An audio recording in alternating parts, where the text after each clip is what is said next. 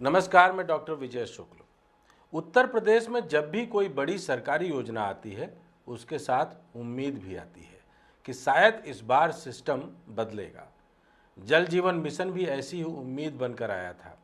कहा गया कि अब हर गांव, हर घर तक शुद्ध पानी पहुंचेगा, ठेकेदारी पर लगाम लगेगी, तकनीकी निगरानी मजबूत होगी और ईमानदारी को संरक्षण मिलेगा।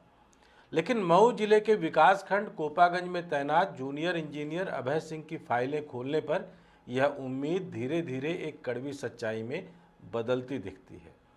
साल 2023 की शुरुआत में अभय सिंह को जल जीवन मिशन के तहत ग्राम पंचायतों में चल रहे कार्यों की तकनीकी निगरानी की जिम्मेदारी मिली।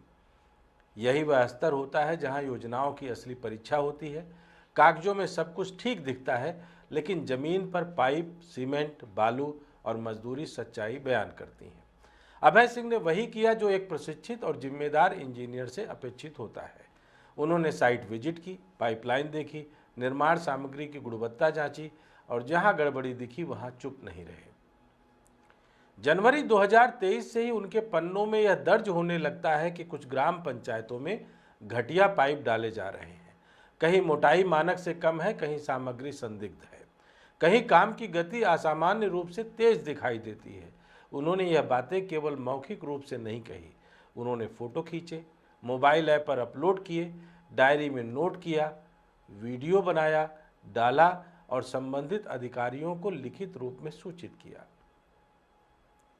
यही वह बिंदु था जहां सिस्टम के साथ उनका टकराव शुरू हो गया। पहले चरण में उनकी शिकायतों को औपचारिक रूप से स्वीकार किया गया। उनसे कहा गया कि जांच होगी, सामग्री देखी जाएगी, सुधार कराया जाएगा।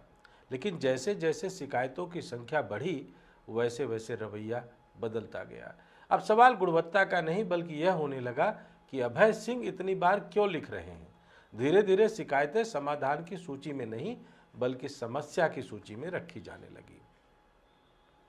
फरवरी और मार्च 2023 की फाइलें बता रही हैं कि ठेकेदारों को यह पसंद नहीं आ रहा था कि साइट पर बार बार निरीक्षण हो रहा है।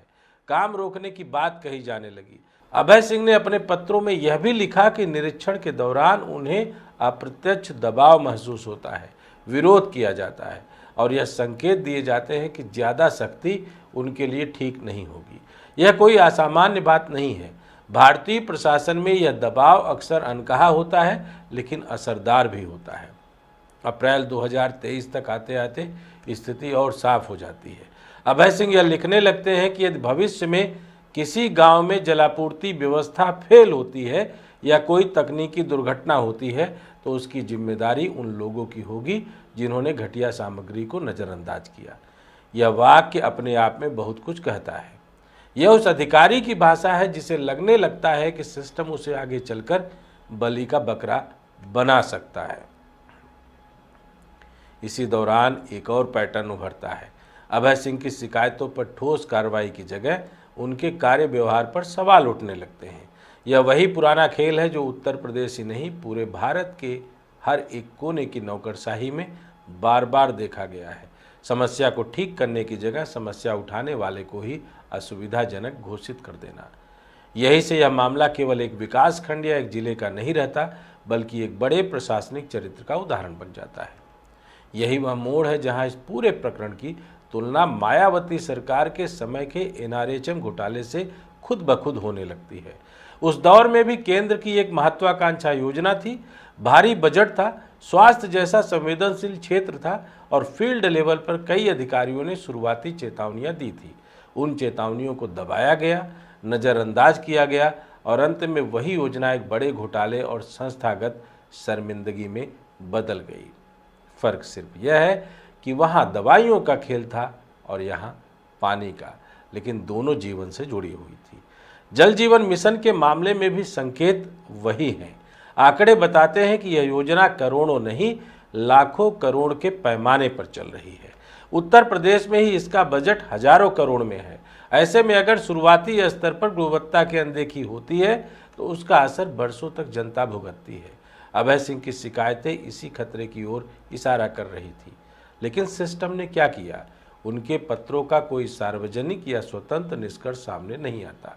न कोई उच्च स्तरीय जांच, न कोई स्पष्ट रिपोर्ट। इसके उलट अभय सिंह को यह महसूस होने लगता है कि उनकी ईमानदारी उनके खिलाफ इस्तेमाल की जा रही है। यह वो स्थिति है जहां एक अधिकारी के सामने दो ही रास्ते बचते हैं, या तो वह चुप हो जाए या फिर आखिरी दरवाजा खटखटाए। अप्रैल 2025 में मुख्यमंत्री को लिखा गया पत्र इसी आखिरी कोशिश का दस्तावेज है। यह कोई भावनात्मक गुहार नहीं है, यह एक सीधा प्रशासनिक आरोप पत्र है। उसमें साफ लिखा गया है कि सरकार की जीरो टॉलरेंस नीति जमीन पर उल्टी लागू हो रही है। ईमानदारी से काम करने वाला अफसर परेशान है और जो सिस्टम के साथ बह रहा है वह सुरक्षित है। यहाँ सवाल यह नहीं है कि अभय सिंह अकेले सही है या नहीं, असली सवाल यह है कि इतनी शिकायतों का संस्थागत जवाब क्या रहा। अगर जवाब जांच है तो वह कहाँ है, अगर जवाब सुधार है तो वह दिख क्यों नहीं रहा, और अगर जवाब चुप्पी है तो फिर इतिहास खुद को दोहराने के लिए मजबूर होता है। सिस्टम आखिर ऐसा क्यों करता है? इसका जवाब किसी व्यक्ति विशेष में नहीं बल्कि इस पूरे प्रणाली में छिपा है। बड़ी योजनाओं में समय, पैसा और राजनीतिक प्रतिष्ठा जुड़ी होती है। फील्ड लेवल पर शक्ति इन तीनों को असहज करती है, इसलिए सिस्टम अक्सर शॉर्टकट चुनता है।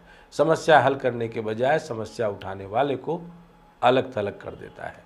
इस पूरे खेल का सबसे खतरनाक परिणाम भविष्य में दिखता है। जब अगला जूनियर इंजीनियर किसी गांव में घटिया पाइप देखेगा तो वह अभय सिंह की फाइलें याद करेगा।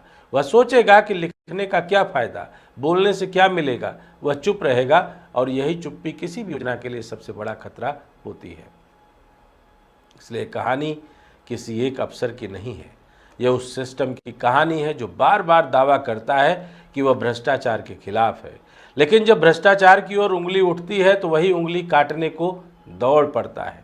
अगर जल जीवन मिशन को NRHM की तरह इतिहास में एक और चेतावनी नहीं बनना है तो ऐसे मामलों को दबाने की बजाय खोलना होगा, क्योंकि इतिहास गवाह है कि जब शुरुआती शिकायतें दबाई जाती हैं तो बाद में फाइलें नहीं जांच एजेंसियां खुलती हैं, और तब सरकारें नहीं पूछती कि अफसर ने क्यों लिखा, बल्कि यह पूछती है कि समय रहते सुना क्यों नहीं गया।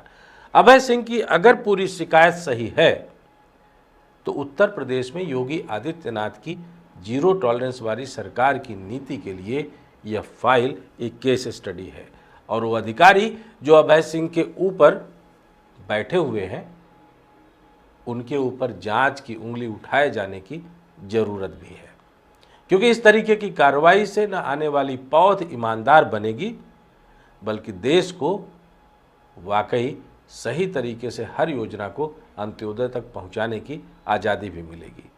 लेकिन अमृतकाल की यात्रा से निकल रहे हम लोग क्या अब इस योजना की इस काली सच्चाई को सामने लाने में अभय सिंह की मदद करेंगे?